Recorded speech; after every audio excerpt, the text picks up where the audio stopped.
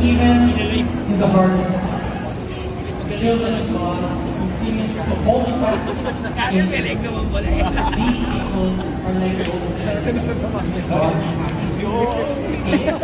of individuals who, despite life's most challenging storms, held steadfast to their faith in our Almighty God. These are stories of ordinary people, extraordinary in their faith. They faced trials that would have broken lesser souls, yet they emerged not as victims, but as victors. They faced life's toughest challenges, staying strong because of their hope and faith in our Almighty God. In the pages of this book, you will encounter the faces of these resilient souls. You will hear their voices. You will hear their voices, feel their pain, and share their triumphs.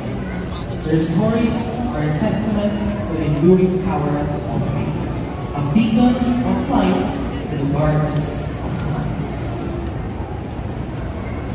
Kaya, mga mahal na kapatid, at tinigilin mo namin mga panahon, sumampalataya, umasa, at magtiwala ang bawat isa sa magagawa ng ating Ama.